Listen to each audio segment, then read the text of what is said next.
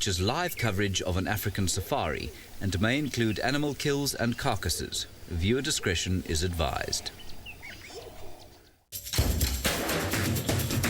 This is why the Nkuhuma Pride is such a firm favourite.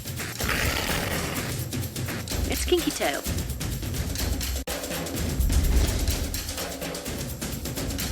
He just looks ready for a fight. This is still her territory.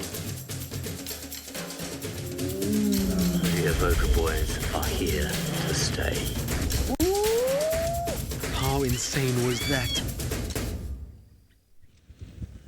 Good afternoon and welcome everybody from all over the world, wherever you might be tuning in to this, the 16th episode of Safari Lives. My name is Steve Falconbridge. I'm joined on camera by VM the Wildebeest. Please pop in your questions and comments down below.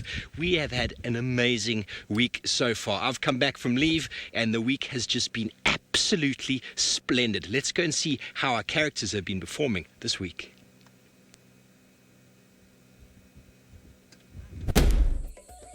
Down here in Djuma this week, Little Chief Osana kept to his usual activities, bouncing between the game-rich Gallagher and Voyatella Pans. The wild dog family arrived in Djuma from the north in the early week, keeping to the west of Gallagher Pan. They exited into Buffelshoek for the night, but returned the following morning south of our camp. An unknown female leopard moved to Djuma from the east. Her tracks led us to Tingana, who appeared north of Voyatella Pan. The Duke and this unknown female moved together steadily east into Torchwood. The Nkuhuma Pride made an appearance on our southwestern boundary, and an active hyena den site has been discovered in the heart of Djuma. Up in the Mara Triangle, the team were able to locate Kenya in the south, close to the Tanzania border. The Sausage Tree Pride was not far away to the west, while Kinky Tail, away from the Pride, was seen even further west with one of the Oldonyo Paek males. The North Clan kept to the usual domain west of the Mara River. Week it has been, and we are going to be spending this entire 2 hours going through everything of excitement from wild dogs, Hosana, a new hyena den site on the property, as well as all the excitement that's happening up in the north with the Maasai Mara. And talking about the Maasai Mara, we would really like to be going up there shortly, because not only do we have lots of action here during the week that we are playing back for you, things are happening live in the moment, and if we do go all the way up there, it can be very exciting to see some male lions interacting with David Gitu all the way up in the beautiful and pristine Maasai Mara. Sing.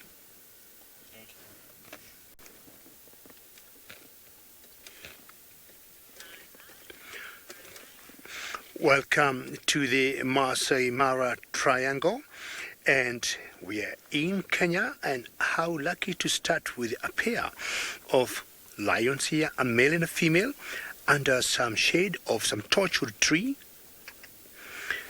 And we have been following these lions since this morning.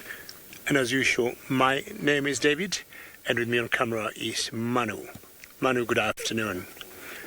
What a dramatic day it has been. We have been following these lions since morning. And the one you see on the right, for those who have never joined us before, is called Kipuli, and the females come from another pride of lions that is called Owino. That is a clear sign of a mating or a female in estrus, and we might be lucky just starting with us in the Mara and we might see the mating. It's just a matter of time before that happens. The reason why maybe the male could not be interested at the moment, he is very tired. He has been involved with 2 fights today, one in the morning and another one this afternoon. Great temperatures we got here in the Mara, about 27 degrees Celsius and 87 degrees Fahrenheit. And remember, this is a very interactive safari drive you're doing, and you're welcome to ask as many questions as you may wish in the comments you may have. Please tweet and send them through #SafariLive. And don't forget to keep following us on the YouTube chat stream. It's time for Kipuli, the male, to take a break. As I said earlier, he had some 2 epic battles, one in the morning and one in the afternoon. The 2 young males that came around that we have never seen before. And our guests, me and Manu, the two males were nomadic. And ideally, that's very typical for lions when they want to take over from an area or pride of lions in an area. They will definitely marshal out with existing males or the coalition there. And Kipuli belongs to what we call the sausage tree coalition. He's in general the largest in size and stronger than the other two boys he is always with. So these two nomadic males, they knew the target and they knew who to deal with. Among us, the three, they chose Kipuli because he is the guy in charge. In the morning, Kipuli saw one off, and I think he was so tired. I saw him running for about 2 miles non-stop, dealing with the other one.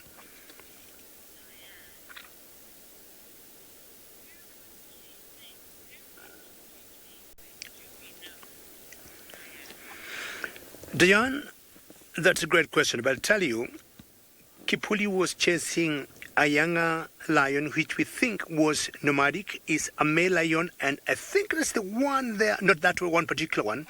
This is the second one that was just chased maybe another 1 hour ago. But Diane, the one that was chased away earlier was a nomadic male that I have never seen. And my guess is, because I'm based in Kenya, in the Mara Triangle, that nomadic male came from a national park called Serengeti in the country south of Kenya called Tanzania. So he's a male I've never seen before. Apparently he had half a tail, and Kipuli dealt with him accordingly this morning. Now, one other male that we have just seen from a distance stayed back with this female here, and they have been mating the whole day. Kipuli came and stayed about 100 meters away from them under some shade of gardenia tree, cooling off.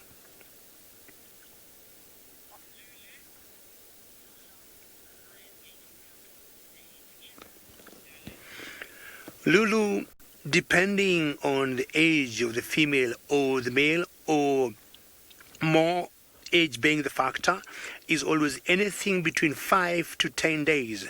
The mating will continue. Anything 5 to 10 days, they'll be mating. And the first few days, we have seen them mating like 60 or 70 times in a day. And as the honeymoon continues, the frequency fades out.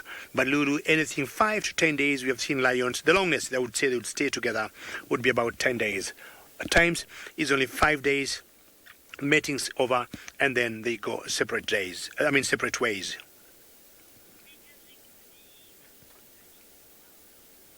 So after Kipuli came from the shed this afternoon, he thought now he was re-energized and ready to face the other male. And it did not take long before he saw the other male off, and now he's happily rejoined or gotten, his female back, I would think.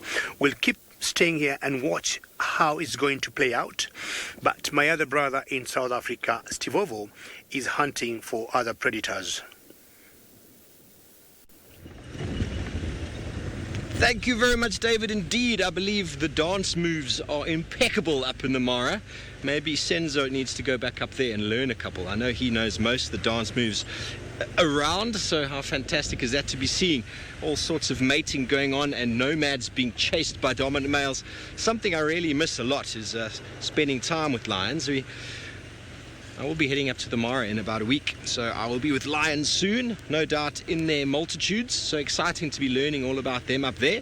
But this afternoon, myself and VM, are trying to see if we can find that wild dog family. They were up in Bulvershoek this morning, and possibly they might come down. There might be a movement down back in towards Jumis. We're just doing a little bit of a patrol up in the north, see if any activity does come down. It's been very special to have them this week. Very, very special indeed, as the new puppies are following around the adults, and the adults are having all sorts of interaction with them, with bringing them little presents. I got my first view of the wild dog puppies early on Wednesday morning. All 6 pups playfully pulled at what turned out to be a Steenbok head. After much play from pups and adults alike, the pack settled down in some shade to escape the heat. All of a sudden, one of the adult males ran off after a skulking hyena who dared come too close. Away from the protection of their den, the youngsters will be faced with many challenges to survival in this harsh environment. The puppies learned two valuable lessons, namely the importance of strength in numbers and that attack can be the best form of defense. So incredible to have found them on, I think, my second day back from leave. Wild dog puppies. First time in my life seeing them, and we got to spend some amazing time with them the entire morning that day, in fact, and then the entire evening as well as they moved to and from. And how was those little youngsters playing with the little prize? The adults had brought them a steenbok head, which is something that they do once they devour a kill somewhere further away. They often bring something back just to show them we've been out and these are the groceries we've provided for you. But at the same time, they also regurgitate an enormous amount of that carcass for them because they can't lose that to a hyena or a lion once it's in their tummy. But then they bring the prize back, maybe to show the youngsters, well, this is what meat you're eating today. So I suppose they can recognize it next time and be like, ooh, I quite enjoyed a little bit of that. So track there, female leopard coming in from the north. We had some tracks this morning of Tundi just down the road here, which we ran out of time to try and follow. But maybe we'll have some luck a little bit later. She has been a bit shy this week, or maybe we've just been too busy with other things. But so fantastic to be with the wild dogs. And they have been in the north, as I said. Hopefully we'll get to them. But another character who is on the show every single week, Sydney himself, has gone out this afternoon and he's found the little chief. Welcome. And look at that. This is beautiful. You can see Hosanna is now trying to lick a very fresh kill. We are so very lucky. We just got here shortly after the kill when he was dragging the kill up into the tree. You can see now he's looking for a better spot at the moment. And there are some hyenas who just got arrived now about a second ago. I can see they're looking at him. You can see that he is now also concentrating much more towards this side. He's looking very much tired because killing an animal is a very big job for an individual. When he went up to that tree, he went up very fast. I could see that something is coming. He saw the hyenas and decided to run up into this tree in order to avoid competition.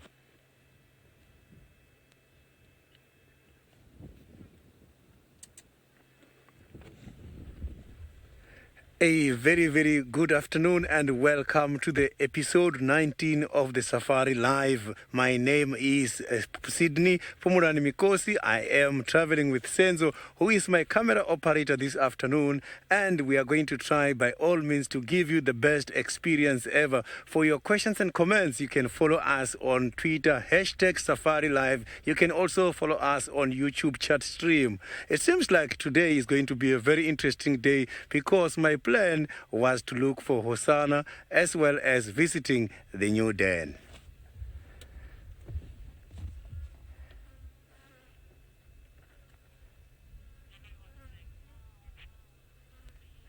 This is amazing. Look at that. You can see the kill is still very much fresh. It is an impala, a female impala. And now I can see that Hosanna is gaining some little bit of strength and is trying by all means to move the carcass further up. He has not even yet started feeding on this impala. He has just been successful just now. We have just missed this action.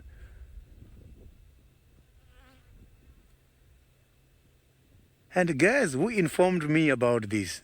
A little squirrel is the one who was giving quite a lot of alarm call. And as I was looking around, I managed to see Hosanna moving away, holding a kill right on his mouth.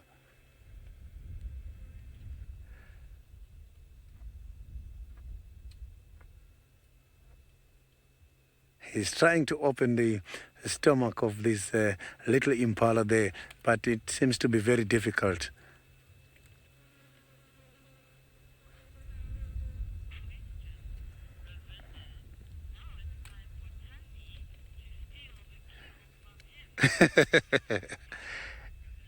Rosinda, I can guarantee you now, if Tandy comes here now, Hosanna is not going to be able to defend this kill because I can see that he looks very much tired. But now you can see that he's still at the beginning stage of eating this carcass. He's trying now to take off all the hairs. He's using his tongue in order to scrape all the hairs.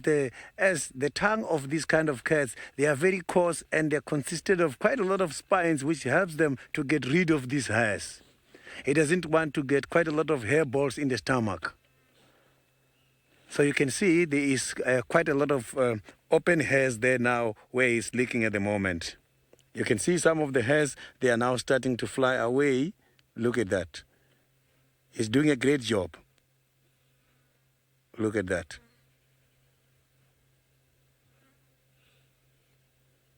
So when he's doing this, what he's doing now, sometimes they absorb, they even swallow some of these hairs, and these hairs are going to the stomach and develop a very nice ball, and afterwards you'll see them in the form of hair balls. Sometimes you can see them as a very long string coming out. Look at that, he nearly lost his carcass, and the hyenas are just here. I am just looking to where these hyenas are. I can't see them anymore here.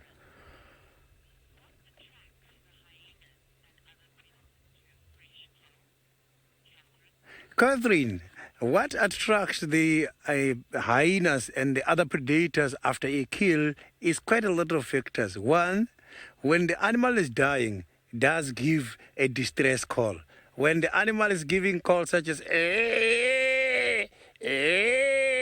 that is when the predators in the area starts to come and investigate. And apart from that, some of these animals, such as the hyenas, they are so well gifted in such a way that they can be able to detect from a sense of smell. They can easily detect blood.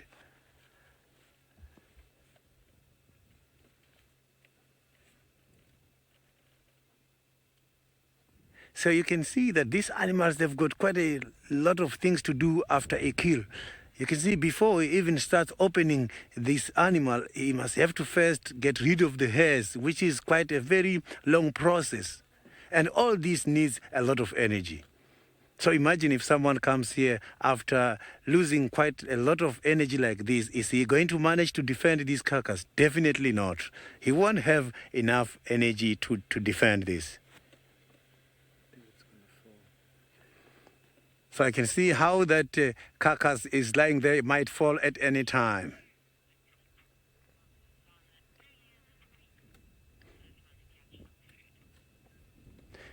Earlier this week, we saw Hosanna trying to catch some food. Earlier this week, we found Hosanna trying his luck with a game of cat and mongoose. Our favorite little chief was up to his usual curious antics and was chasing some terrified mongoose around a fallen tree. They did their best to avoid his claws, while shouting their disapproval at the big cat bouncing above them. Unlike Hosanna's success from last week around the Juma pen, he did not manage to catch the little creatures and eventually gave up and moved on. The terrified mongoose made it. These kind of predators used to catch these big animals, but the small animals are confusing him a lot as they were going inside the burrows. One after each other, they were just going just like that. That was amazing. So you can see now he's eating the tail, and the tail has got quite a lot of hairs. I'm sure he's going to cut that last part of the tail.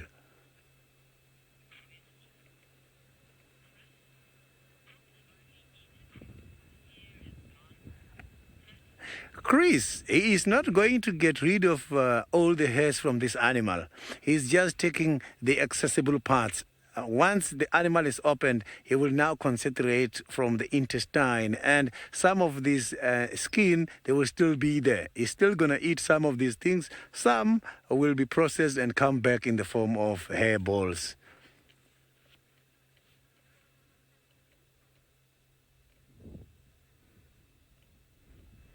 So you can see that Hosanna is now improving his hunting skills, which is very good. And I like the fact that he is very fast. He doesn't want the other species, such as the hyenas, to come and disturb him. You can see those hind legs. They are so very powerful, so they can be able to propel this animal when he is lifting up these carcass. Look at that. He's battling to arrange this carcass very well. So I hope he's not going to lose this carcass.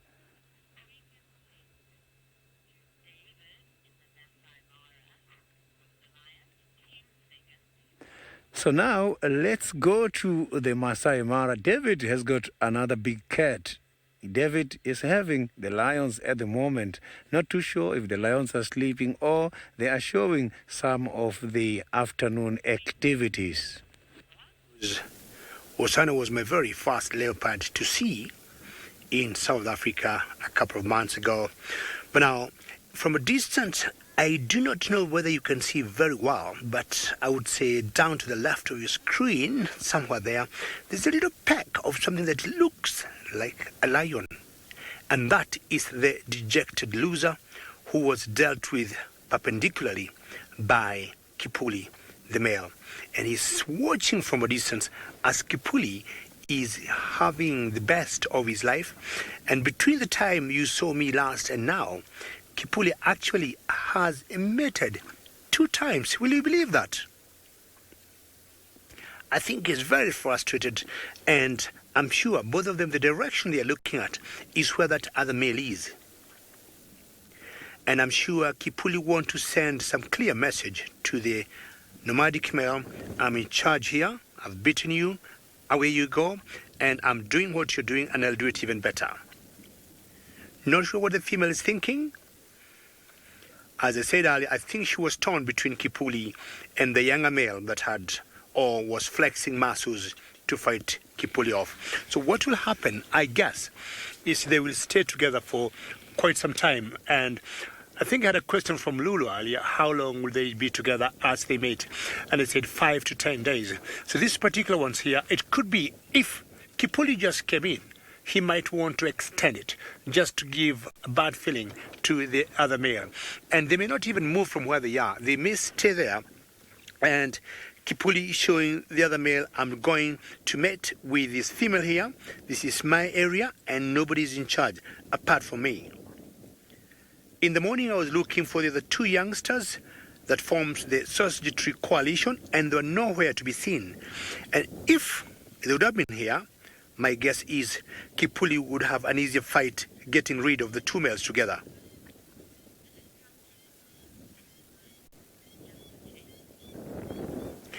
Puma, the first episode or the first drama in the morning was just chase, and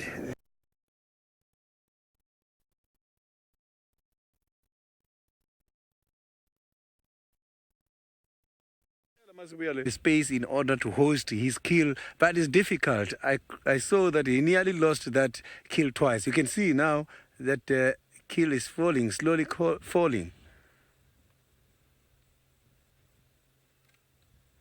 Look at how he's balancing with the big stem from this tree and the animal falling on the other side there.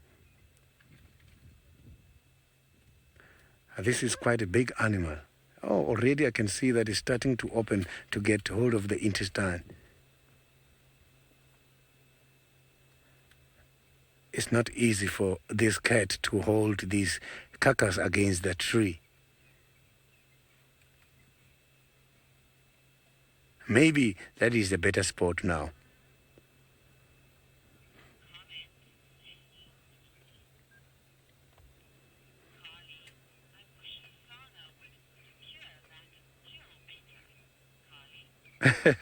That is my wish as well, as I can see that he lost quite a lot of energy. If any other animal comes here and take this, he is going to be very hungry. So I think he must have to have an opportunity to reap the benefits after such a very job well done.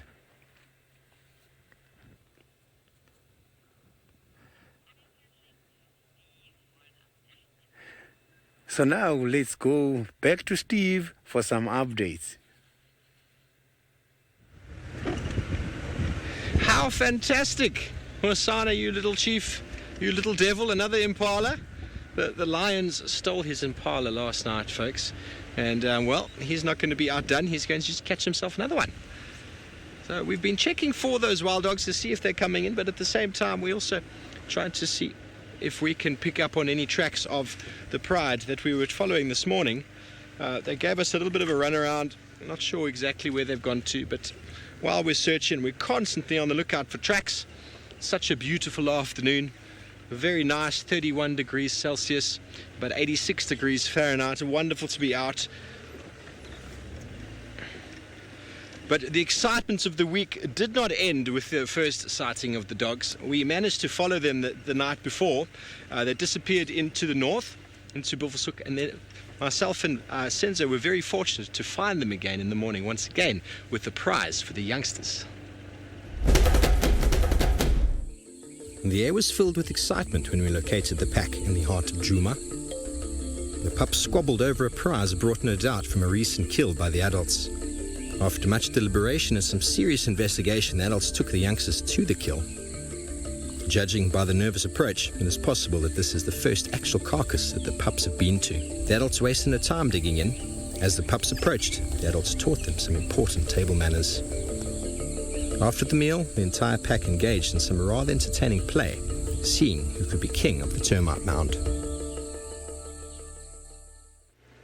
How incredible was that? I was driving along, not expecting to see wild dogs that morning. The morning before, people had sent a request, said, we'd love to see wild dogs. And so I said, sure. And we found them. And then the next morning, people sent the same request. And I said, what are the chances? There's not much of a chance of finding them again. And then, lo and behold, driving along, I just saw this flittering white tail through the bush as one of the adults was running directly towards, well, in this direction. We moved in. We found the puppies. The adults had obviously been and made a kill.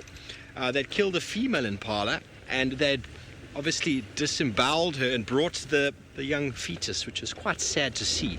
But they brought that back as a prize to the youngsters, who then played with it and ripped it apart and just did their thing. And eventually, after some serious attention and movement and thought and deliberation, the adults going backwards and forwards, up and down, checking in every direction, they eventually took the puppies one by one to the scene of the crime.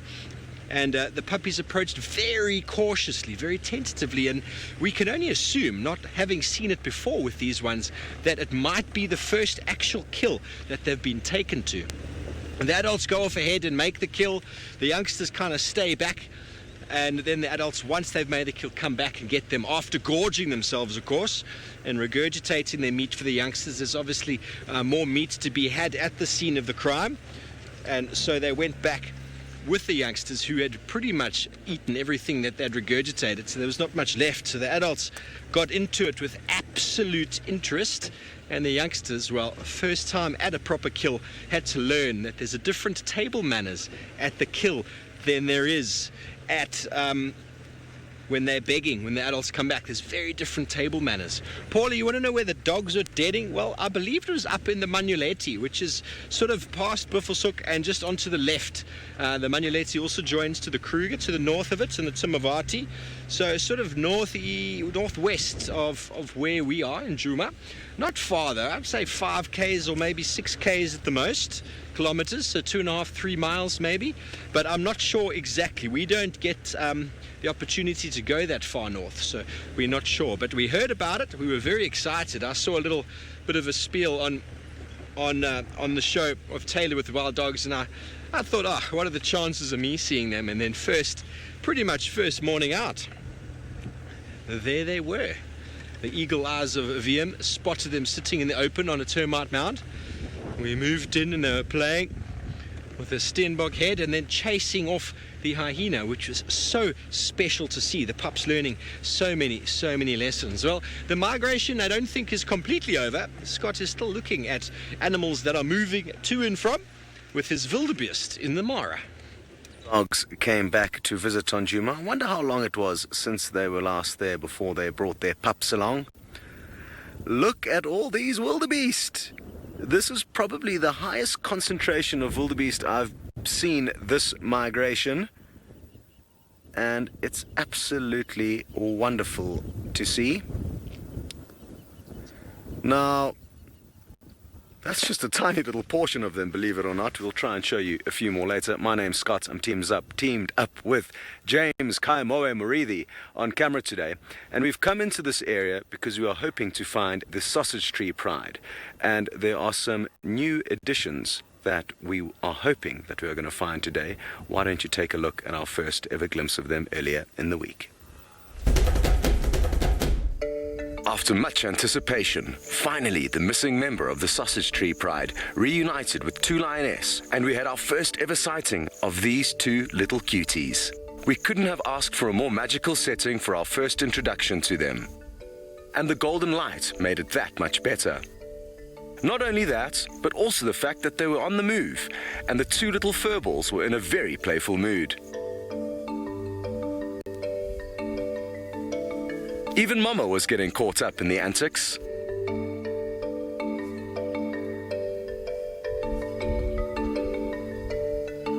Interestingly, in the short time we spent with them, it was immediately evident that one of the cubs was more bold than the other.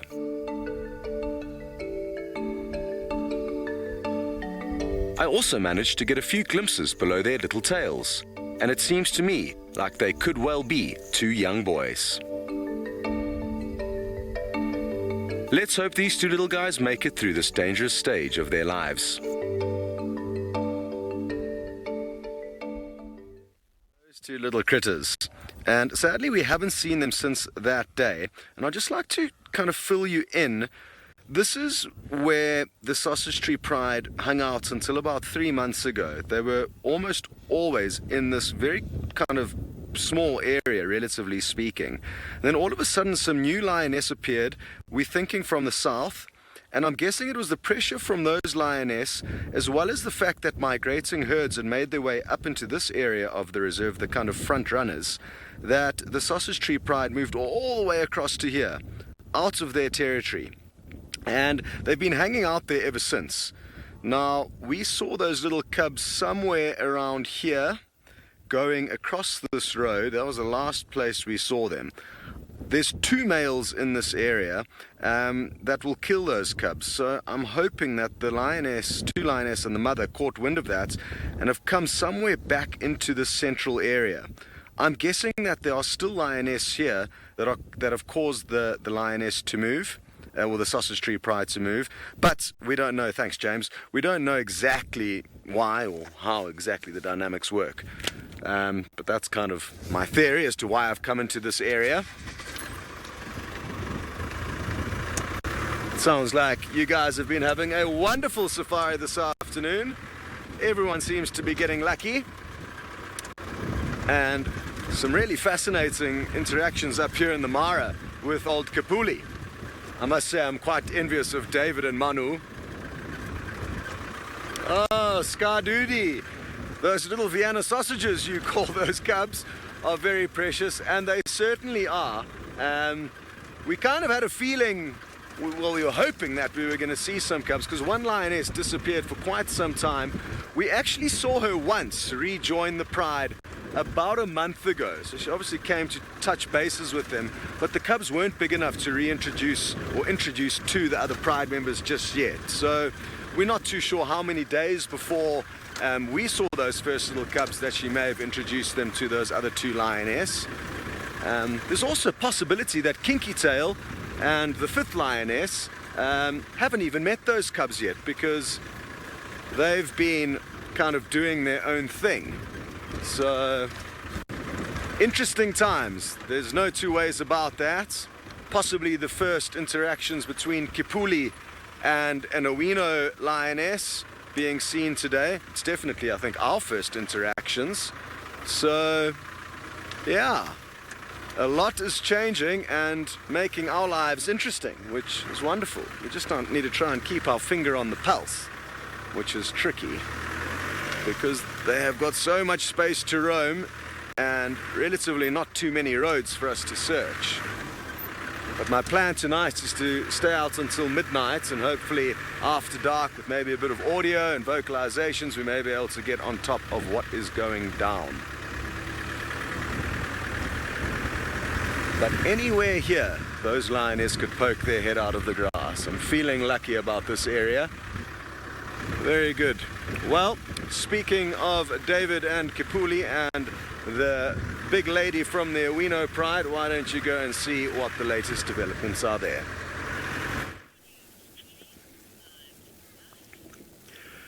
Well, Scott has been following the Sausage Tree Pride for quite some time with Brent Leo Smith, and I think this time around it's me who is lucky to be following them and have seen some of the dramatic behavior of Kipuli, the male that you see there on your screen. Then I think the two of them, more than Brent and more than Scotty.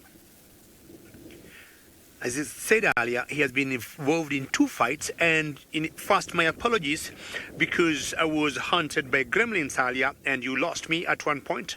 I truly apologize, and this is all about technology. And what's happening now, they're having arrested Kipuli with the female lioness there, and we can identify that female lioness 100%, that she belongs to the pride of lion that we call the Owinos. Owinos are always 5. The 2 youngsters there, 2 young females, and this is the mother of those 2 young females. How lucky is Kipuli to fight off 2 males, and now he got the girl for himself.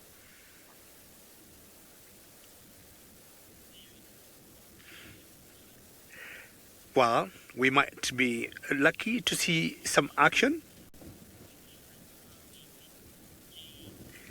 JW, before I answer your question, let me pause for a few seconds or minutes.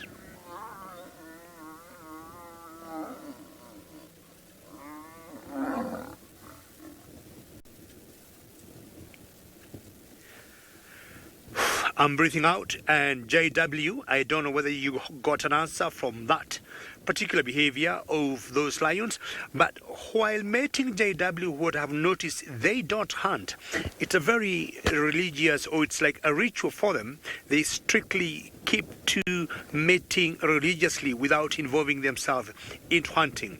They might stay in this spot for like 5 days, not eating and not drinking anything, JW. Will you believe that? Now, if you look carefully on the right eye of Kipuli, he got a huge scar right below the eye, right eye, and this he got about an hour and a half ago. Very fresh wound, and is when he was fighting the second of the male or the nomadic males that had tried to encroach his territory, and that male that has given him that huge scar was mating with his female. What I'm saying, in other words, this female has been mating with 2 lions in the last, I would say, 5 hours. I would say a strong female from the Owinos.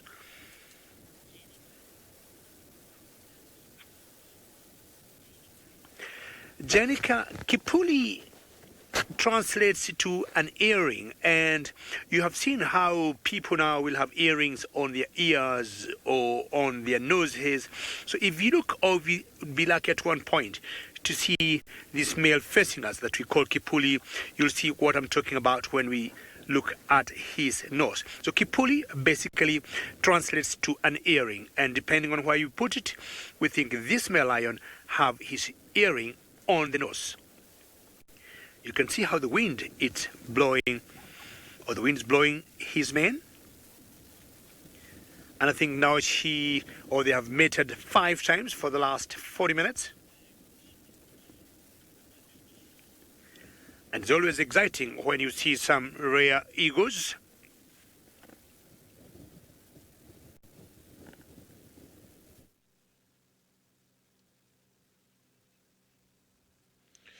Yes, well, not that rare, in fact, David, but in fact what is happening at the moment is love is certainly in the air. Males mating, male and female lions mating. This Wahlberg eagle pair that has just turned all the way back from North Africa has come down here for the breeding season. And there's a little bit of allo grooming going on right now with the female on the right and the male on the left. She's noticeably bigger than he is, and while we've been waiting for you to come to us, he's been doing some proper head scratches for her. very nice to see. He came in and landed beautifully on that perch next to her, probably been out foraging, looking for some food. He didn't bring anything back for her because they're not actually nesting yet. They've produced a nest, it seems. There's a nest just above them there, but I don't think there's any eggs so far. And we're hoping to maybe catch a eagle mating. Wouldn't that be special? I don't think I've ever seen it before.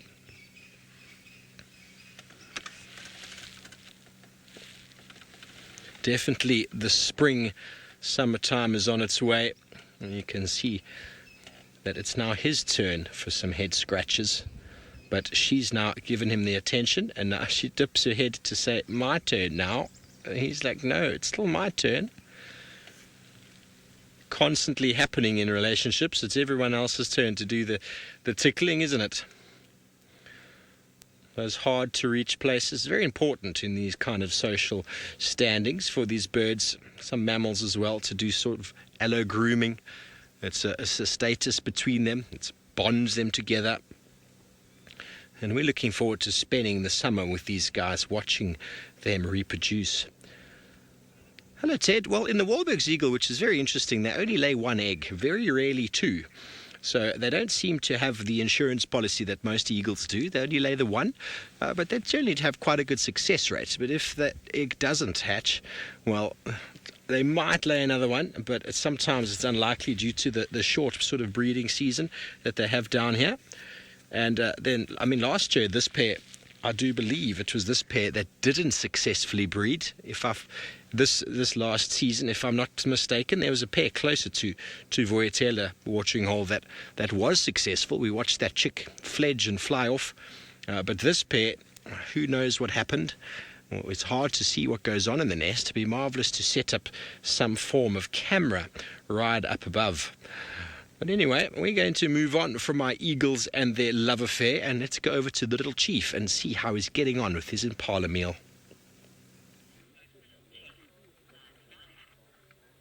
Grooming is one of the very interesting activities because it does maintain a very strong relationships amongst bears and the other big animals. So now I am still here with the little chief Hosana, and I'm not alone at the moment at the sighting. I do have some other vehicles also enjoying this majestic, beautiful cat. And you can see now the prey that we saw earlier on looking very much pretty fresh. Now it's looking very much damaged. It's looking old now. So this cat, he doesn't want to rest after killing this animal. He just wants to eat straight away. I'm sure he has been learning a lot that not feeding immediately, the chances of losing the kill, they are always very much high.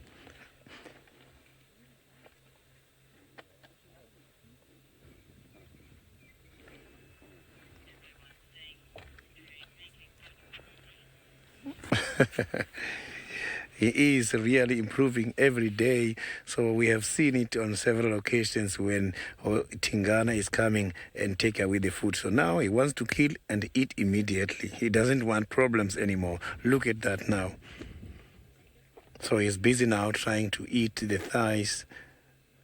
He's eating the hip bones.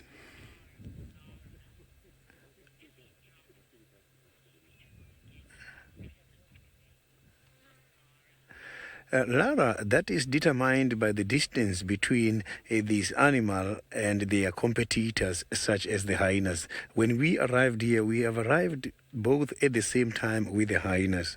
But those hyenas, they seem to be now hiding somewhere around here. If he loses this prey now, I can promise you the chances of getting it back, they are very much slim at the moment, as hyenas can be very much active to act after the dropping of the kill.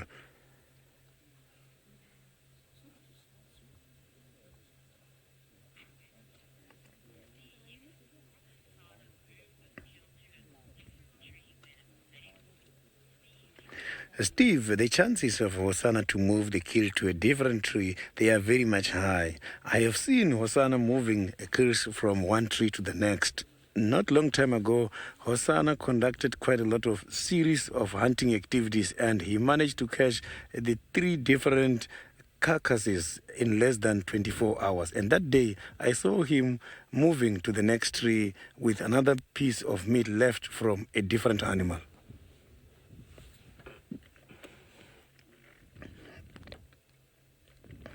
You can see now that meat looks very fresh and moisturized.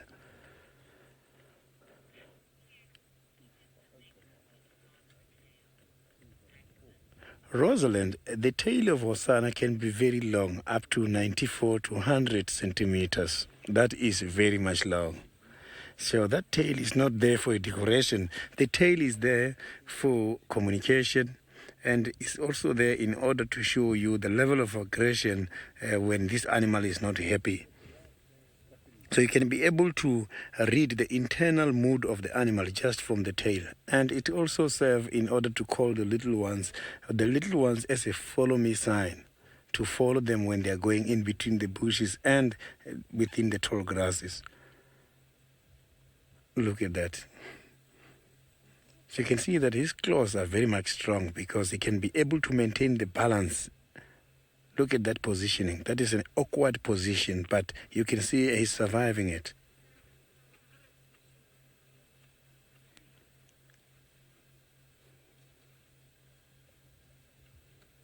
So you can see that this is quite a very lovely shot, and thank you very much, Senzo. So this leopard is not yet matured. He still have got to go a long way. He must be at least older than 2.5 years, but to breed, he must have to start doing the breeding activities when he's older than 4 years. So you can see that he is a male. We can see the confirmation from a distance.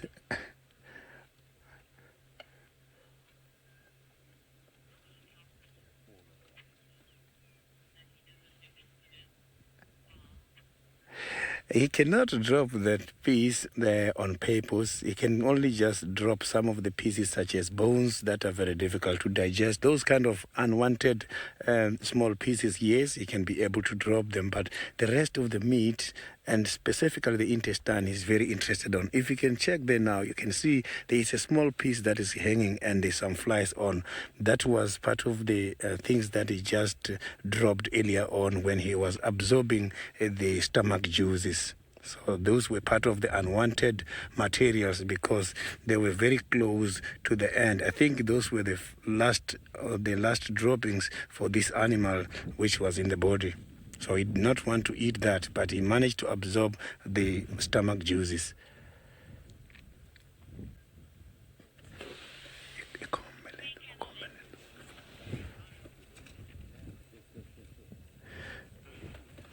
So now let's go back to the Maasai Mara, where Scott has got the lovely wildebeest, my favorite animal during the migratory activities. Good idea, Hosanna. It sounded like you weren't going to be able to keep your meal where you wanted it. I've just stopped here in and amongst the herds, and I'm hoping you can hear them canoeing away. The interesting thing when you move through an area like this that's just littered with wildebeest is that quite often the lions can be nearby. I'm told you sadly can't really hear them too well.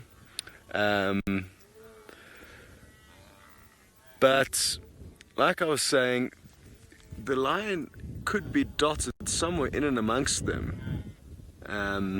It's often quite a bizarre scene having predators so close to the canoes.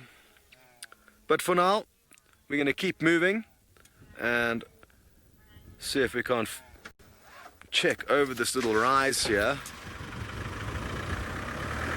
We need to rush you off to Steve. Goodbye. Hello, look at what we found, my favorite animal in the whole world.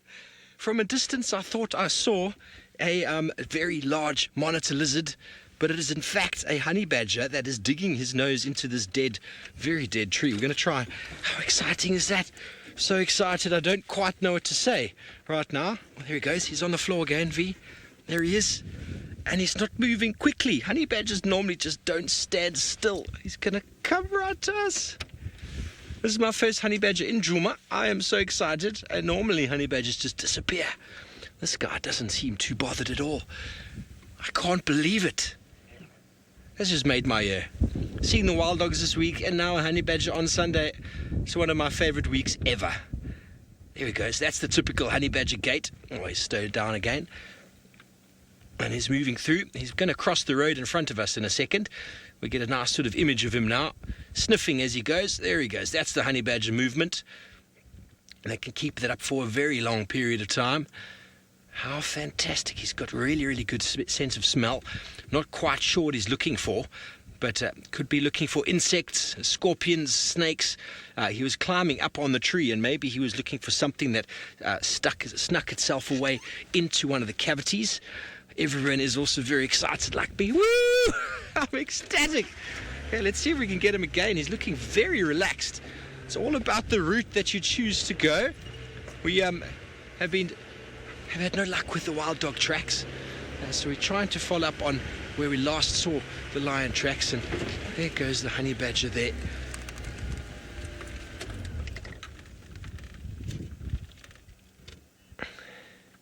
Paula, honey badgers are regarded as crepuscular, so active at dusk and dawn, but then none of these animals really fit into that category if the weather's quite cool. They can really do anything they want to, but primarily they're active when it's the coolest parts of the day. And this guy is cooled down a bit. He's probably quite hungry. It almost looks like his hips are sticking out. He looks like he might be extremely hungry. Maybe he lost a little bit of condition. He's gone into a little thicket there. We have another road to our left-hand side that might work quite well.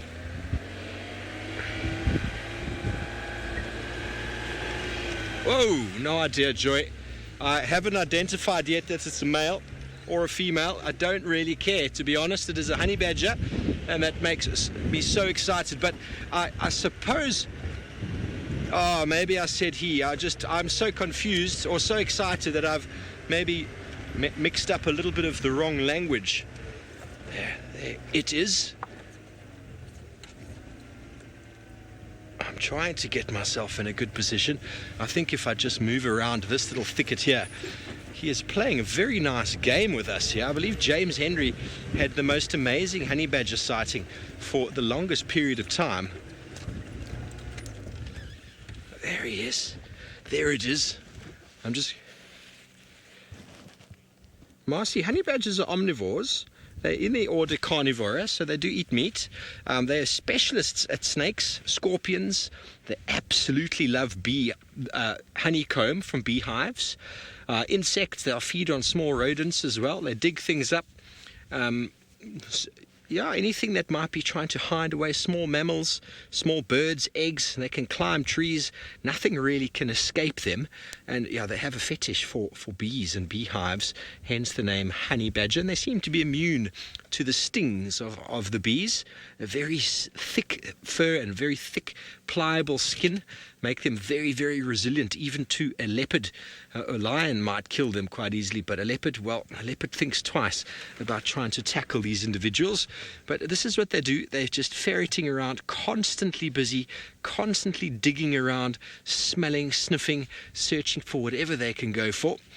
Looking for scorpions underneath the bark, sniffing. Maybe he's got some rodent trails he's picking up on, or maybe one of the black mambas that's been moving around has left some sort of pheromone trail along the ground that it's picked up on and is moving towards. I'm over the moon. Oh yes, Kathy, Ohio. Honey badgers are regarded as being quite aggressive, and that is their form of defense. Basically, because they're mustelid, so they're able to secrete quite a smelly enzyme, and their best form of defense is just to be aggressive and to fight and to challenge anybody who tries to get in their way. And through that, most predators and most animals learn that the honey badger is not to be toiled with.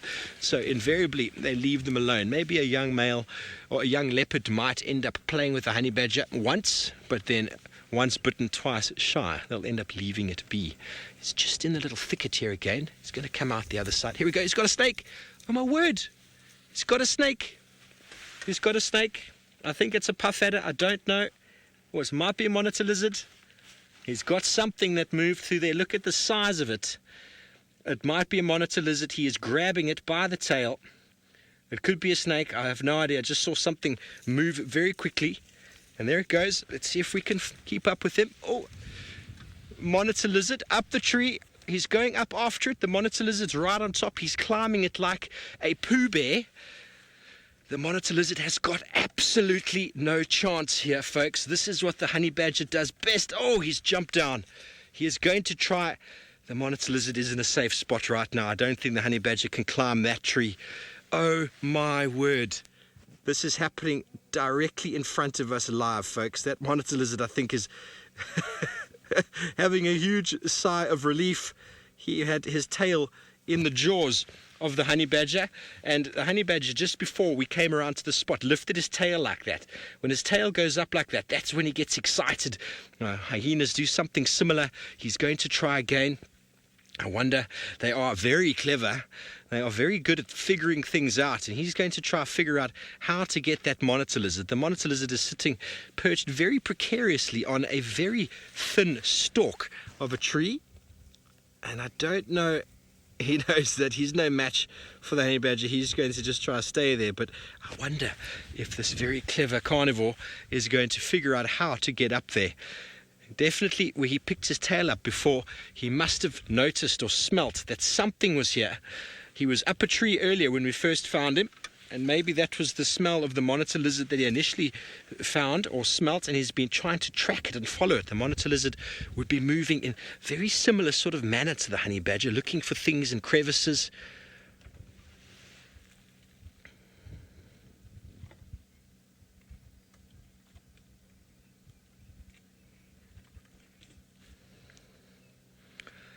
Good afternoon, ladies and gentlemen. Welcome to Djuma in the Sabi Sands, where we have got a very excited and very energized honey badger that has been ferreting around in the undergrowth and sniffing after something. We weren't quite sure what.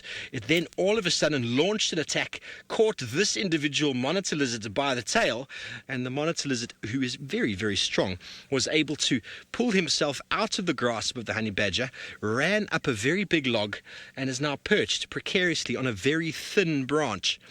The honey badger is moving around in all sorts of circles.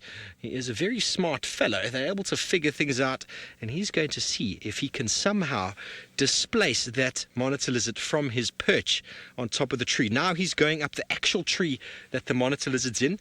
They are very good climbers, and what's going to happen is if he does get up there, the monitor lizard's going to feel he's being threatened. He's probably going to jump out, and the honey badger will basically probably jump down and chase him. I don't think this is going to end well for the lizard. Please feel free to drop your questions and comments below. Jonathan, wow, indeed. He is, well, honey badgers are my favorite animal in the world.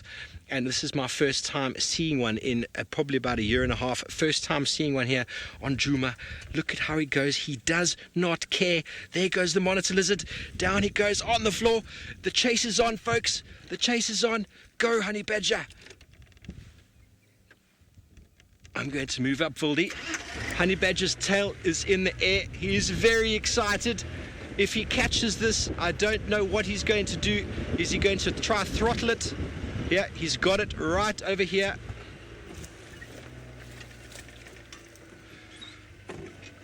How's that, Vildi?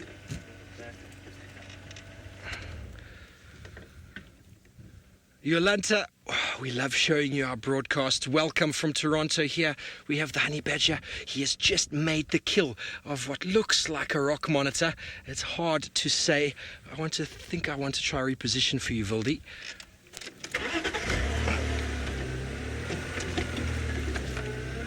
Just put my nose in the bush here real quick. Holy moly, everyone. This is incredible stuff.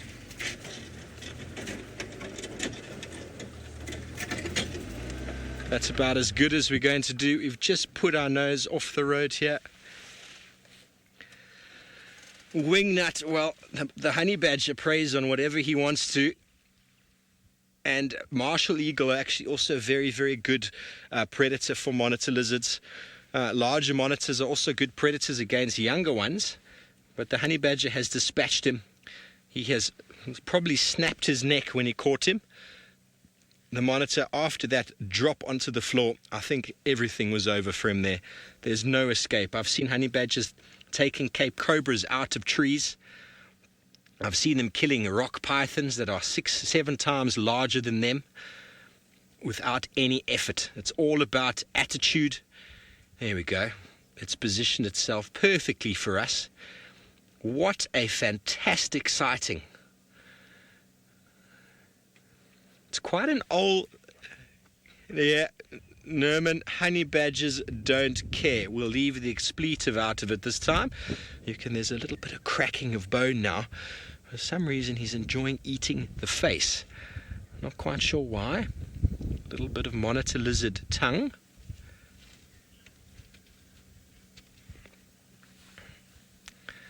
Michelle, it is my favorite animal, and I'm glad that you love them too. They are fearless.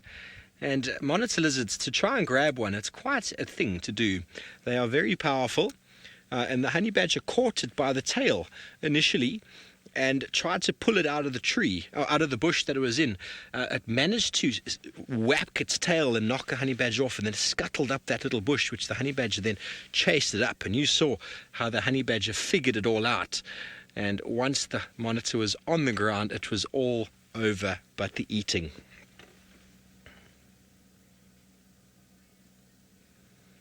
Maria, that's a great question. And the honey badger will probably eat his favorite portions, and then I don't think he will be able to ingest the entire lizard. The lizard is probably about half of his weight, maybe a third of his weight, which is an enormous amount of meat to get in. But I'm thinking that this individual honey badger is quite old. You can see it's got quite a bit of sort of mange, or it's losing fur. Under the legs, we saw earlier, was losing a bit of fur. And its teeth aren't really doing, I suppose, what it needs to do. But maybe he just likes the lips of a monitor lizard. But he's not really breaking into it. I keep saying he. I do apologize. I have no idea what sex it is at the moment.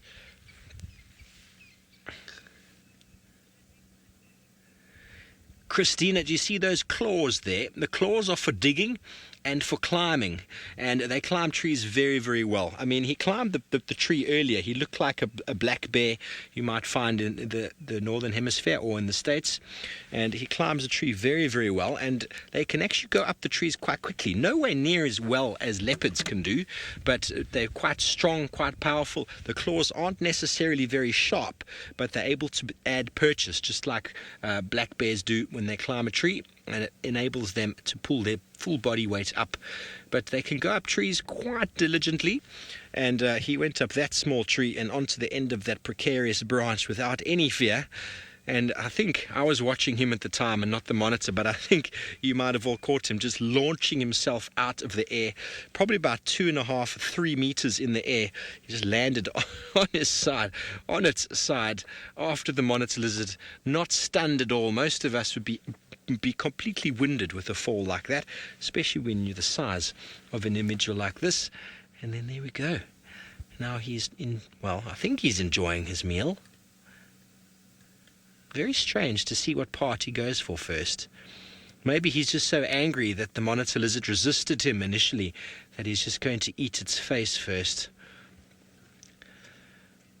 Well, ladies and gentlemen, we are still live on YouTube. Please feel free to Google us, Safari Live. Jump on board. We're still live for another hour or so. We will be here again next week and every other day on YouTube. So thank you for joining us for this short action broadcast, and we will see you next time. Have a good evening.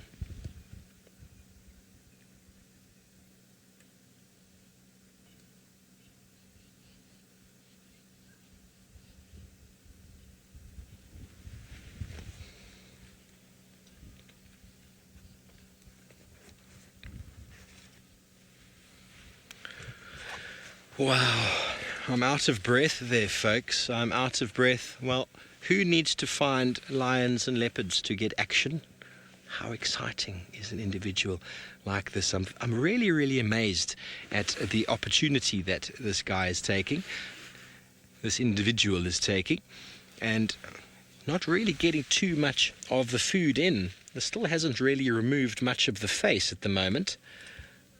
There's a blood on the lip. If there are sensitive viewers out there, it might not be a good time to be watching now, but this is nature, and this is what happens out here. They're not you see, the teeth are quite well worn down. Can you see that? Another good indication of age. It might be another reason why it's struggling to really feed. But they are tenacious. full of spirit. And it was so awesome to see because he was moving around with his nose on the ground. He was very deliberately trying to find something that had been around. And he went up the first tree, which is a typical sort of tree for a monitor lizard to be in. And then he just picked up the smell, picked up the trail, found it underneath a bush. And that was the end, as it were, of a very nice example of a monitor lizard. Well, from one carnivore to the next, one kill to another, let's go to Sydney and the Little Chief.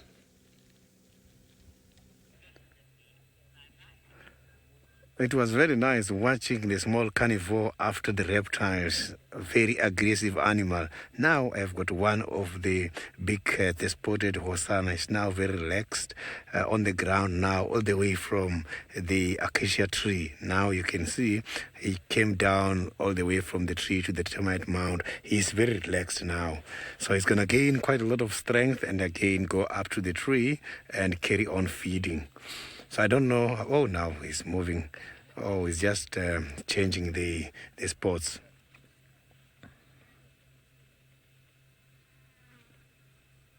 You can hear he's coughing. I'm sure maybe here by the throat there's still quite a lot of hairs from the fresh kill.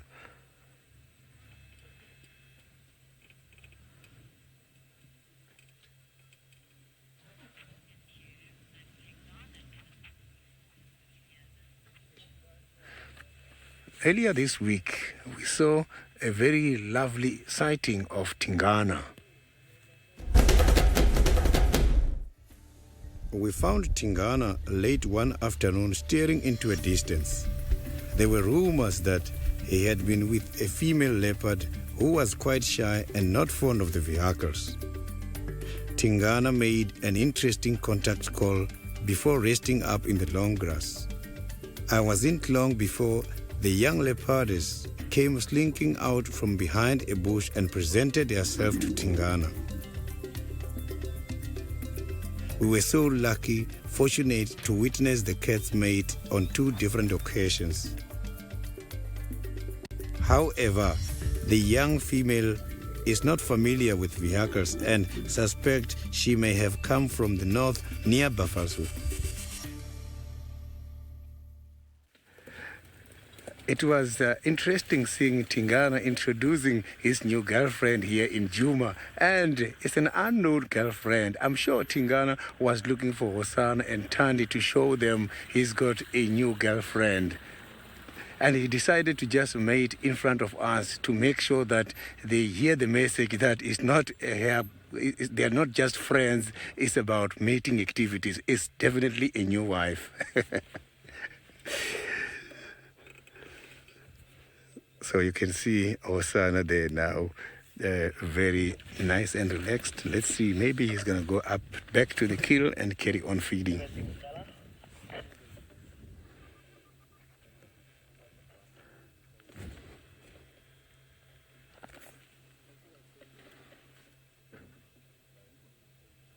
So the competition is very much low at the moment, as the hyenas are not here at the moment.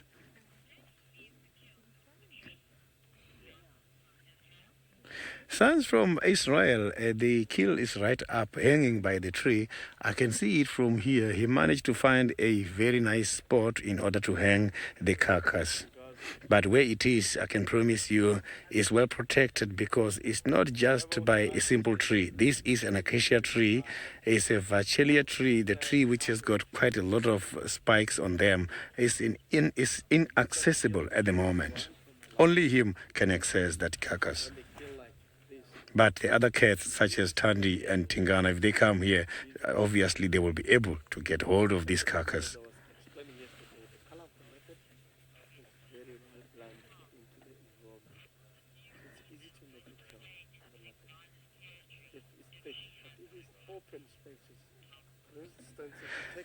Tom, when the unknown female got some cubs, she must have to make sure that the cubs are well hidden away from the other females, as the mortalities can be very much high. So the females don't tolerate the other females. it's just like the males as well, don't tolerate other males. Only the opposite sex can be tolerated. So that cat that we saw Tingana mating with, the unknown cat, we're not too sure where she's coming from. Maybe she's just here in this territory for mating purposes, and after that will go back, give birth and raise young. But I'm sure Tingana knows where exactly that female is from.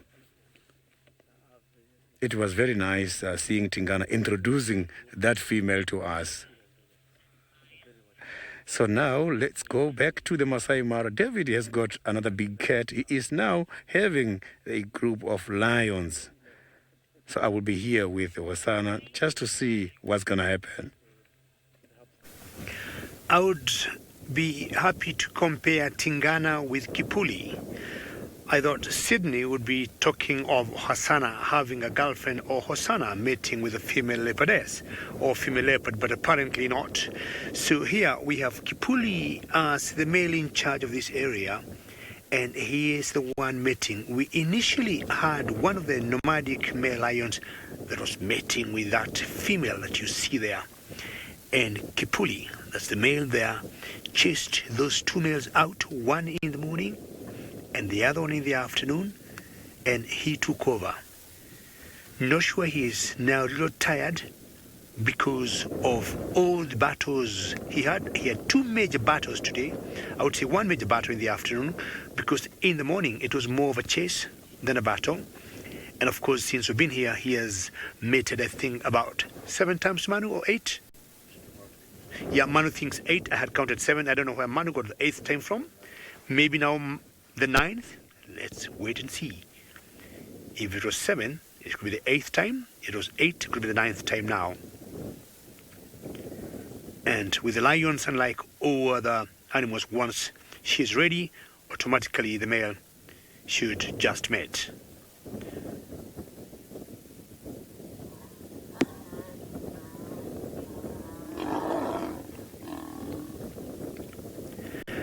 Well, part of that, the growl from the female, is because she gets hurt by the male, because the male's penis is hooked backwards and is a bit spiky or spiny, and as it's finishing, or when he is withdrawing it out of the vagina, it tends to hurt the walls of it, and that will most likely the female have to react in a way that I'm not very happy as much as we finished because you've hurt me. Well, ready to mate again? Maybe not. If you look on the right eye, right below the right eye, you see a huge scar there, and Kipuli got that scar today on the battle in the afternoon, because the first nomadic lion, he just chased it and it kept going and going. But on this particular one here, the second male, it did not go away. He stood his ground and he wanted to remain there and keep fighting. And when lions fight, there's a lot of clawing, there's a lot of teething, and at the end of the day, those are some of the results that you get. And as much as he is a winner, every victory have some sacrifices. And I think, not to say he is weak on his right side, because we call him Kipuli. If we are lucky to see his nose closely, he got a little split on the right side of the nose. And incidentally, he got that scar on the right side. So maybe that is his blind side, and the scar that he got way back. You look at that nose there. Manu, if you punch on that nose, very good, Manu. You can see a slight split on the right side of that nose. And apparently, I'm not sure why the coincidence, he got the scar on the right eye. As I said earlier, maybe this could be the blind side for Kipuli. We'll always have our weak sides, and maybe he was not very quick to protect that part.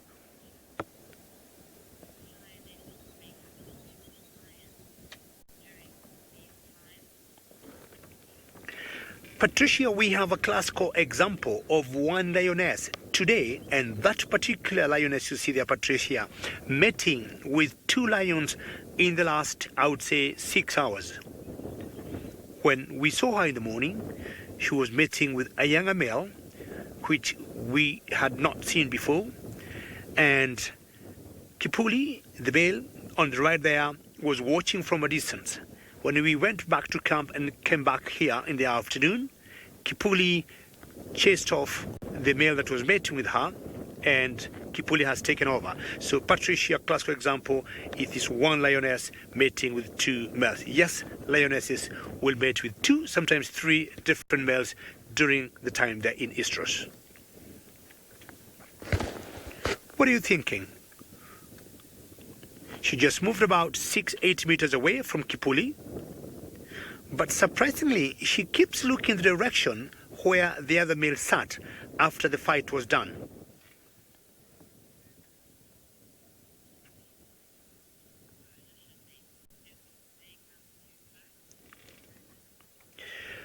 Ruben, I'll tell you, Kipuli has two coalition mates that have not been around for the last 2 days. We've been here in the morning, and we initially thought when the battle started this afternoon, or when Kipuli had to chase away the other male, you see that scar there on the right? That's the scar I've been talking about. We thought his partners in the coalition would come and give him a hand, and we never saw them. But should they come around, they have some protocol amongst themselves that Kipuli is in charge, and chances are they will not fight him, or he will not fight them to keep the mating rate. He'll mate until hopefully this female will conceive and get pregnant. So that's the scar I'm talking about. We have another lion not very far from here, another coalition of lions, and there's one that we call the Scarface, and hopefully now this will not bring confusion, because he got a scar not in a very different area than what we can see on Kipuli now. You're justified to have a snooze, Kipuli. Very well done today. You're fought of two young but very strong male lions. You won the battle, and you're still in very good shape to keep mating. You must be a very tired boy, but very well done, and you have gotten your place right back. And let's find out what is the latest from Scotty D.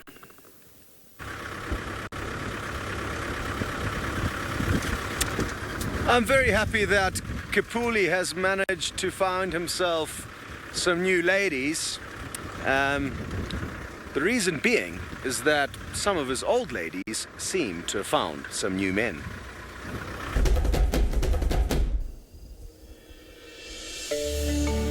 There have been some other interesting developments with the sausage tree pride. Kinky Tail and one other have been mating with the Old Donyo Payek males, who are dominant over the turf where the ladies have recently started hanging out. This is about 5 miles west of their usual territory, where Kipuli and his partner used to oversee them. We are not sure why Kinky Tail and her pride have moved west. My guess would be pressure from another pride, as opposed to the lure of the migrating herds, which are now plentiful in their old turf.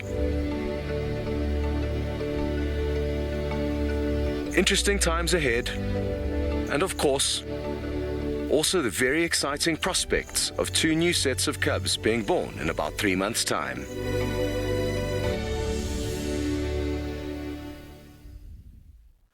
So, interesting stuff there. Not just Kinky Tail, but as I said, another one of the lioness was mating with the bigger, more impressive male from the Old Donyo Payek male. The guy Kinky Tail chose has got a bit of a receding hairline. He's not as impressive as his partner. And those two, ordinarily, we've seen them. The only times I've ever seen them, they've actually been with the Old Donyo Payek pride of 12. A big pride, but sadly they're very skittish. So not very welcoming when it comes to viewing them. Interestingly, it was probably 100 meters down this road where we saw Kinky Tail mating with the one guy, and they spent about a week in this general area, not moving far at all. They had a kill under one of these trees. I remember they managed to snipe a wildebeest at some point in time. And midway through their session, so I'm hoping that they're still lurking somewhere here, possibly down in the dip, which is another area where We saw them kind of a month or so ago. They bunkered down in one spot where it made it quite easy for us to find them for about a week. Lara Moore, you would like to know if it's possible for a set of cubs to have multiple fathers within the same set. It is actually possible, but unlikely with lions. It's more probable with leopard, because female leopard are known to spend one day mating with one guy and then find another guy, mate with him, and that way try and make all of them think that they are in fact the father. Well, I guess they could be. And that's why I'm told you can get fathers, different fathers for the same litter of cubs. But with lions, it's uncommon, because the lioness will usually stay with the males they are mating with for the duration of their 3 to 5 days of mating. Now, I must say, I cannot wait to look back at the footage that you guys were lucky enough to witness live with Steve and that honey badger. Why don't you see how much it's managed to plow through that monitor lizard? Yes, well, it is the most bizarre thing, folks. The honey badger is still eating the face of this monitor lizard, and every now and again the body of the monitor lizard moves. We're not sure if it's just, there we go, watch it. I don't know if it's still alive or if the honey badger's maybe pulling certain tendons in the neck, but he hasn't really done too much eating. He's basically eaten off the lower jaw. Yeah, the tail's still moving. It's very, very, very, very sad to see. If you're a sensitive viewer, I would look away now. There is a reptile.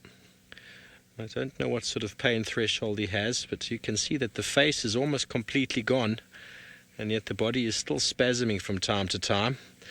It is sometimes quite hard to watch. So I'm thinking the monitor maybe was playing shy for a while and hoping for a chance to escape, but honey badger's got both of its claws latched on and its jaws latched on as well. And hopefully it'll soon put this poor creature out of its misery. Remember, folks, this is live. It's coming to you from the African wilderness where these things happen. Predator eats prey. In this case, predator eats predator. Monitor lizard wouldn't think twice about devouring the eggs of a baby bird or even the baby chicks.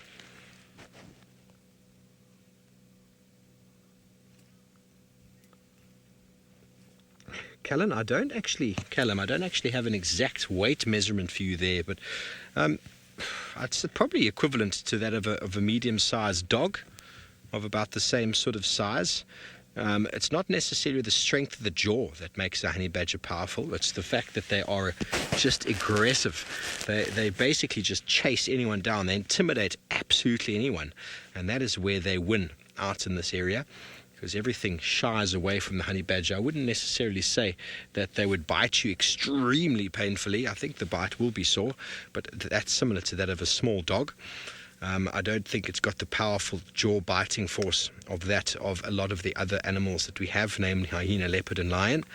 But if we've seen the skull in the tent before, I know James has shown it, I've shown it once or twice, the area left open for the brain to fit into the cavity in the brain of the honey badger in the skull is enormous in comparison to that of other animals. It's probably far bigger than that of most of the animals that you encounter, even for their body size. So as this individual was trying to figure out how to get the monitor lizard out of the tree, it was using its very, very large brain to just work things out. Well, from once again, a small carnivore to another carnivore, and this time a very, very special sighting. For those of you who haven't been with us during the week, Sydney and Taylor came across something very special in the heart of Djuma.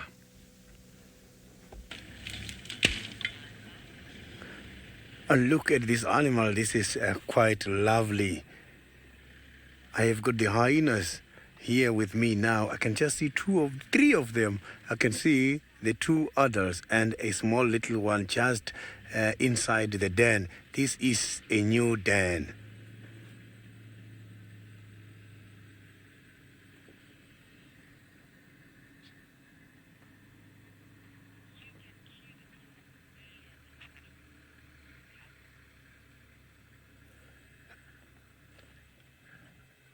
Earlier this week, we were very lucky to come across a new den in Djuma.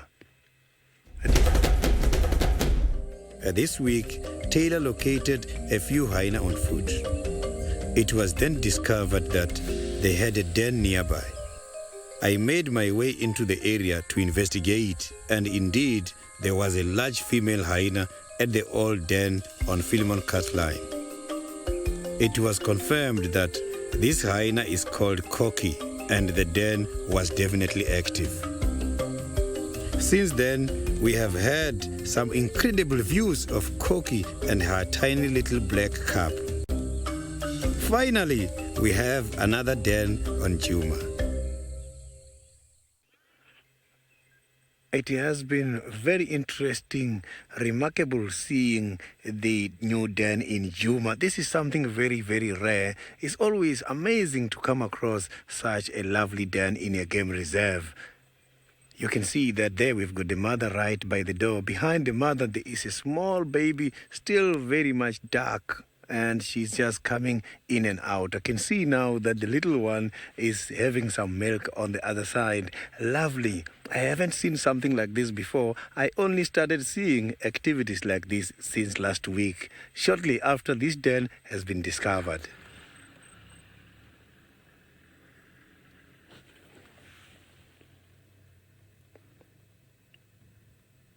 Just want to see if maybe we can be able to see the little one coming back again. So the little one is now right inside. Maybe it's going to come out again and say hi to us. So the animals such as hyenas, they are scavengers, and when having little ones, they look after each other. Others will have to go and get the food and bring back to the den so that the remaining ones can eat. And also mothers can go out, come back and regurgitate the food and give this food to their little ones. Hyenas, when they are born, little ones are already well equipped. They've got teeth, they can see, they can walk, which is amazing. They are always ready to engage with the adults. Look at those canines. Those are the canines used in order to crush bones. This is one of the animals which has got a powerful jaws and powerful canines.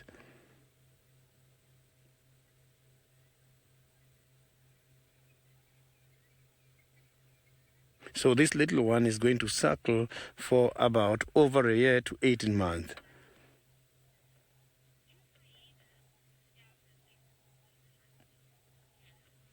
Collins, the hyenas, they do scavenge more than hunting. They are not very successful hunters, so they've got to depend on quite a lot of other carcasses, leftovers from the hyenas and from the other big cats. But when it comes to the cats such as the leopards, it's always difficult because they hang their food by the tree. But sometimes they lose them, and that is when they get a chance.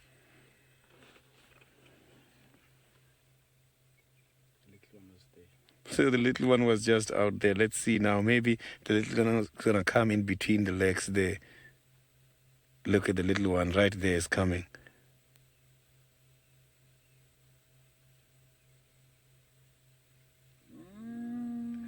You can see that the little one, listen to that. They are now starting to greet each other. They might go through a ceremonial greeting, which is totally different from all these other species. So the little one just went deep in the hole, which is good if the little one has learned that every time they pick up something, they just have to get disappeared. As here on the ground, they can be so vulnerable. You can see now that they are going through their ceremonial greeting with a very beautiful sunset on the background. Look at that. This is a beautiful picture.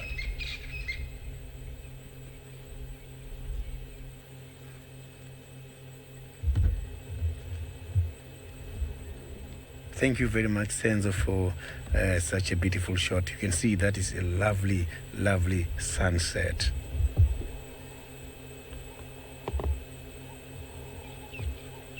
So let's hope the little one is going to come back again and play with the mom.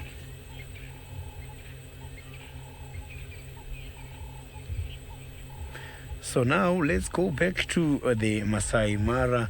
David is also having something interesting at the moment. Not too sure what animal he's got so far, but he's got something. Kipuli is now having a commercial break, maybe waiting for the next time they're going to start mating. And it's pretty wonderful and exciting news to hear. I'm sure it's Sydney who found out a hyena den in Djuma in South Africa. That was pretty exciting news, and we have been having hyena den here of the North Clan that we have been following for the last many months, mostly followed by Jamie Patterson. And how wonderful to talk about hyenas, and especially the cubs. We arrived at the North Clan communal den to be greeted by the sight of an adorable face peeking through the grass. For a moment, we thought we were looking at one of Wafo's cubs, but we realized we were wrong when the cub started suckling on a different female. The mother aggressed on another individual, a lesson for the youngster on their ranking in the clan. The cub tentatively ventured out in the open, but quickly dashed to safety when approached by another individual. The cub re-emerged with another youngster, and the two continued to learn about rank by socializing with other members in the clan.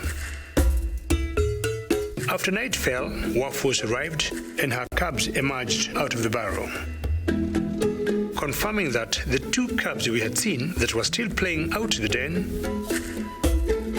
were the newest additions to the North Clan. Now, before Jamie Patterson, who is my colleague as a guide, went on leave, I could be wrong, but I think as she left the communal den of the North Clan, she went knowing that Wafos had two cubs.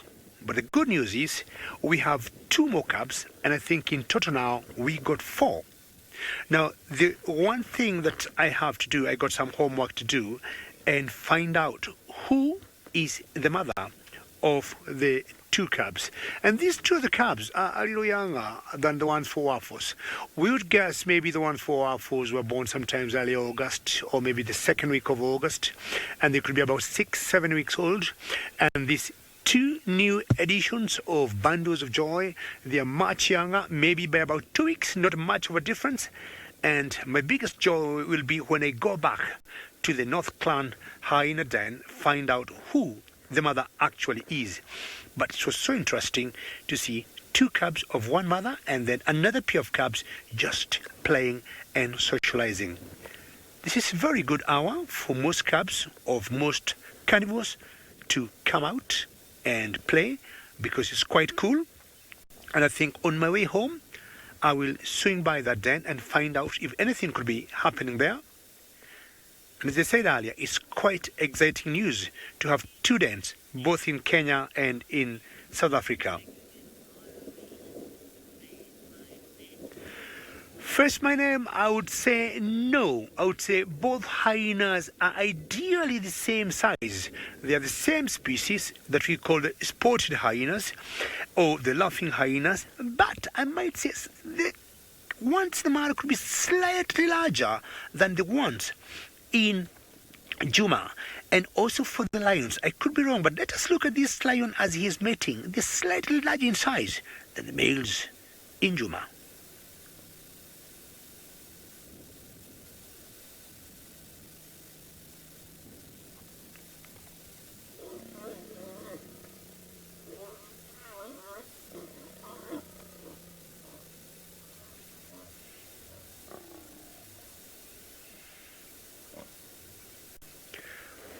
Well, very typical for a rollover of the female lioness after mating.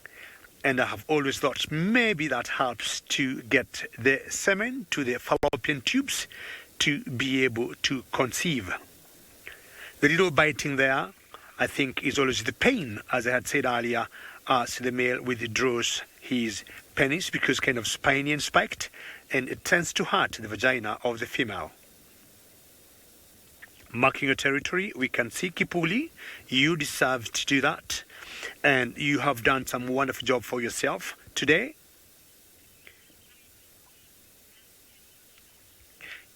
If the prize is to be given Kipuli, I would have given you the best award.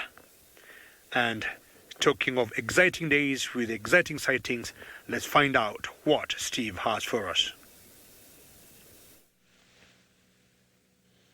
Well, we are still with the beautiful honey badger, and yes, well, still eating the head.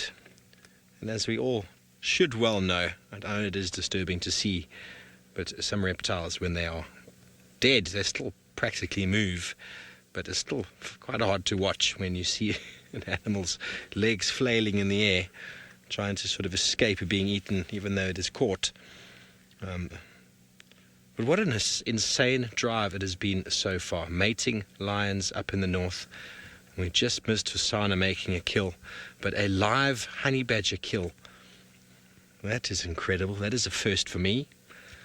It's the longest time I've ever spent with a honey badger. In the wild, I think the most I've spent with a honey badger is about 20 to 30 seconds before, because they just move. And you cannot keep up with them. And they don't stick to roads, they just disappear. But we could tell how this individual was moving. It was definitely on the trail of something. And when its tail popped up in the air like that, it got very excited. And then the work was done.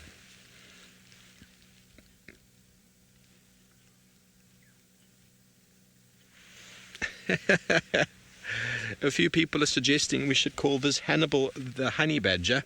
Well, that's a very good decision, a very good suggestion. Although Hannibal the honey badger would probably be eating a honey badger, wouldn't he?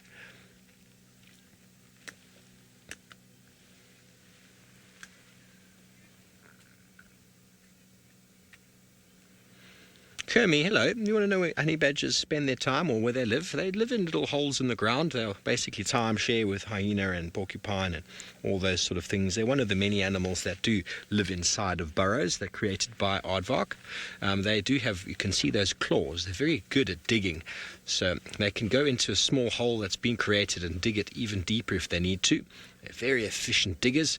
They often, oh, there's the tongue. Look at the forked tongue there sticking out. That's very interesting. He hasn't eaten the tongue yet. It's got a blue tongue. Now, you often see a monitor lizard when it's moving around, it's flicking its tongue out because it's bringing all the pheromones in the air into the mouth, which then are accessed by the organ of Jacobson, which is in the roof of the mouth. You find that in all reptiles. A lot of mammals have got it as well, the organ of Jacobson. But the snakes and reptiles are the most obvious for it because everything in their environment is communicated through what they pick up on their tongue. And very interesting to see it from inside. I know it's quite disturbing, folks, but this is quite a unique. Oh, there we go. He's got the tongue now. Oh, he quite enjoy it. Oh, he's pulling it. It's quite disturbing to see, but this is what happens in nature. Nothing of this monitor lizard will be wasted. That is the back of the throat now of the monitor lizard. He's eaten from the lips to the cheeks to the jaws, and now you've seen the tongue, which was anchored to the back of the mouth and down the throat, and he seems to be trying to eat it from the inside out now. You see a little bit of the jaw still up on the top left there of the teeth. At least the monitor lizard has stopped moving for now, which is quite less disturbing. Francis, I have absolutely no idea why I didn't start on the belly, but what I do know is I've found twice in my life snakes that have been killed by honey badgers. One was an enormously large python, and the honey badger just ate the head and then left the rest. And another time was I think it was a puff adder, if I recall. He also ate the head and then moved off. So it's very hard to understand what it is that they're going for. Maybe they know that the facial region is the most dangerous part of the animal, and so they eat it. Really don't know. But Vildi, that python you said Tingana stole from a honey badger, was it also the head only that was eaten?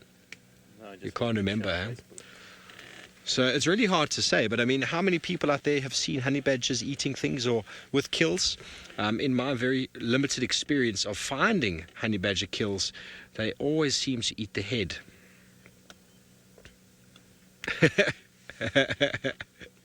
Mr. Public, I don't know if a hyena would dare try and come in here. The hyena would come in and start sniffing and maybe come a bit closer. The honey badger would lift its tail in excitement. There we go. He's busy chewing the last of the jaw, and he would charge the hyena. And hyenas are not used to that happening to them.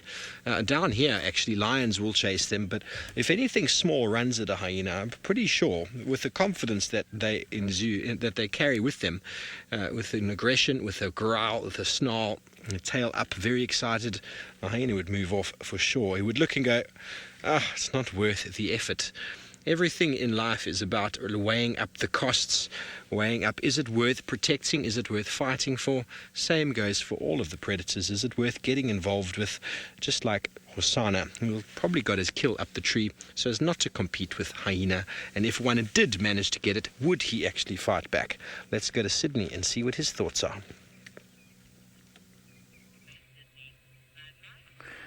You can see now that Hosana is pretty much relaxed, but now right in front of Hosana, where he's facing at the moment, I can see there is a hyena coming much closer. You will see he's going to appear just now. You can see there's a movement there behind those small bushes. That is the hyena coming to check what's happening. He's right there. They are all now looking at each other. Hyena is coming to see if there are any viabilities of having something to eat this afternoon.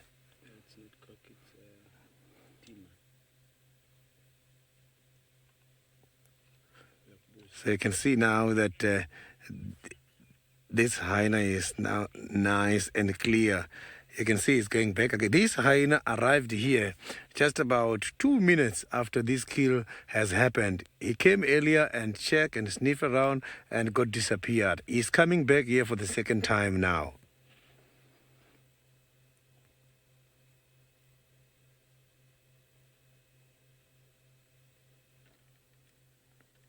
So the hyenas, by this time of the night, is when they are deploying each other in search of food. And how they search for food is interesting. They do something on the grasses which is called pasting, whereby you will find the two markings. One, it will be milky white, and the bottom one mostly is milky dark. The top one is to communicate for territorial purposes, whereas the second marking is for when they're looking for food. If another family member comes to that area, he's going to sniff that grass and will know that my brother already covered this area. It means I must have to go to the other side. So those are the markings which are very important for them when they're looking for food.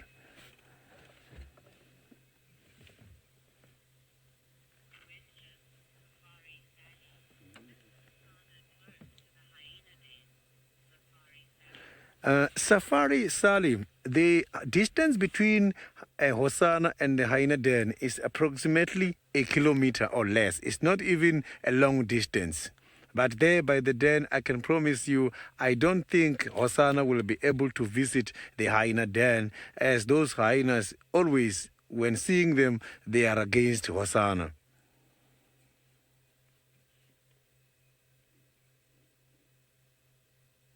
So there's been quite a lot of history between the hyenas which are residing by the den and Hosana, who is lying down here.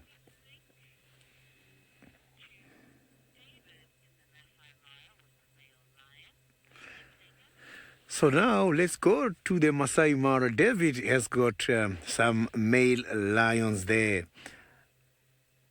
I haven't seen the male lions here in Djuma for quite a long time. The last time I've seen avokas, it was a long time ago. Well, that's very typical behavior of predators. 1 minute they're here, the other minute they're there. We now have Kipuli only, so the other predator is gone. I don't know where she went, but she just wandered off to the right and left us with Kipuli. So for Sydney's hyena to move away, it's very common, as they said, for predators to do the same. And this is exactly what's happening here with our mating lions. But either way, they have been mating throughout. And the area we are in now here is an area we call the burnt area because there was some fire here a few months ago. And when the fire died, the rains came, the grass had been pretty short. And this short grass and the openness of the area, it makes the tommies and other types of prey to come around to enjoy the short grass, which is pretty nutritious.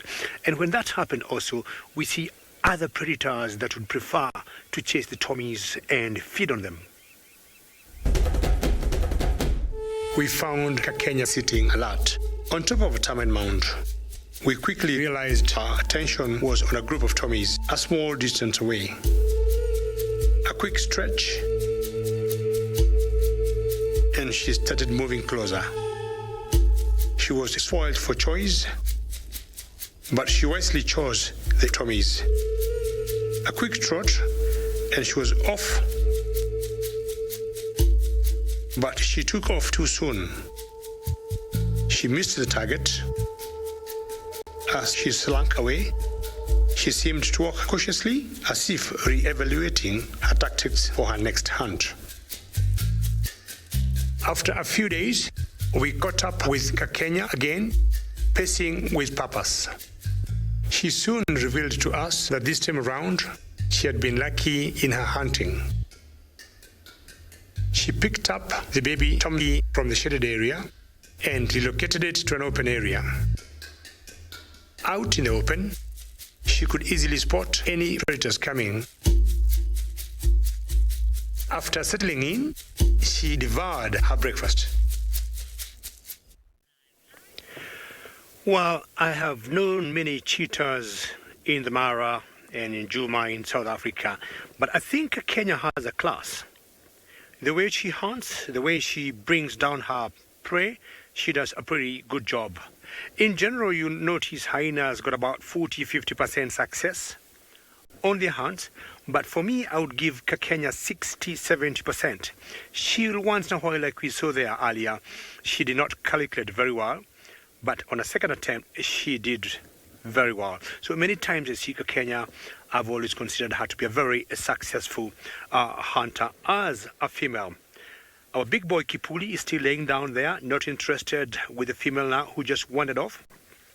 But just to remind you, all our nice royal viewers, about our expeditions, of Wild Earth expeditions, which opens maybe in the next 1 hour. Locally here in East African time, it opens the next 5 minutes, and from Central African time, it's going to open in the next 1 hour.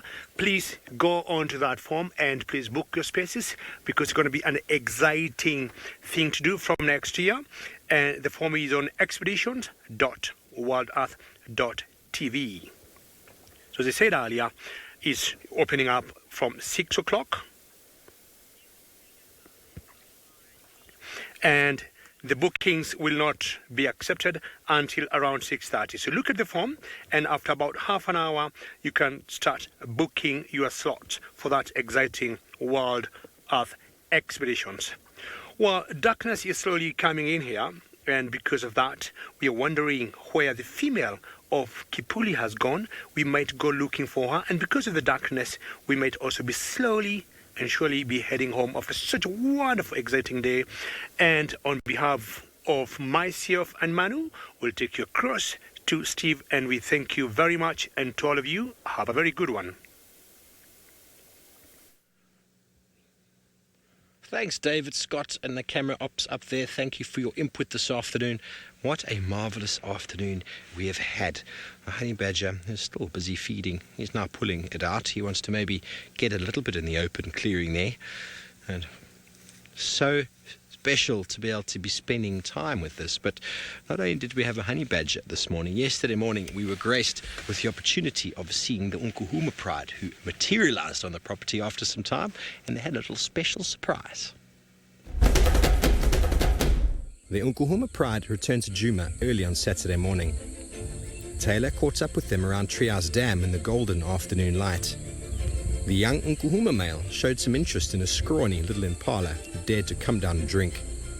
With the rest of the pride seemingly not interested, it was the young male who spent some time weighing up the energy costs involved in trying to catch such a small prize. The impala, alone and clearly in poor condition, was left to wander off unharmed. To our surprise, a new young male was found with the pride. This male's origin is unknown, but for now, his presence within the pride is being tolerated.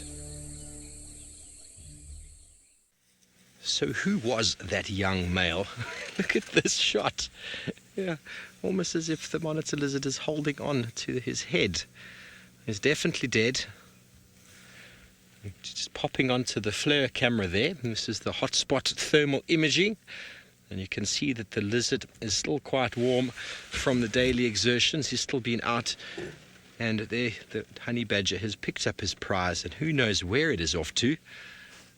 Moving back in to the thickets. How fantastic is this? We're just going to move up a little bit more, see if we can get one more glimpse just on the side of the road here, which is very, very special to be seeing. I think this is going to be the last visual that we get of him. I'm not sure. It's going to go into a little den site or so underneath there. How fantastic is this to be able to spend all this time? Aunt Joe, that's a great question. I reckon honey badgers can live up to about the age of 15, 16 in the wild, depending on all sorts of conditions and competition. I need to double check that fact, but I'm thinking that's about the right sort of age bracket. But don't quote me on it. I might not be 100% right. But ladies and gentlemen, it has been a marvelous afternoon, and thank you for joining us out here in the African wilderness. Honey badger for the first time in Djuma with the kill of a monitor lizard. As sad as it might have seemed, that poor honey badger is definitely going to be full and happy with himself this evening. Herself, I keep saying the opposite. If we can still see it there, it's coming out. He's probably headed away. Now he's going to come back and maybe tell me to disappear. How beautiful is that? Ending the show with the honey badger. I don't think we could have scripted this any better. Thank you to everyone from the Mara, the FC, and everyone down here in Djuma for their cooperation in this edition of Safari Lives. Thank you to you, the viewers, for joining us once again. It has been a marvelous afternoon. We will see you next week for the same show, but don't worry, tomorrow morning live again with our normal hour. We'll see you then. Have a fantastic evening.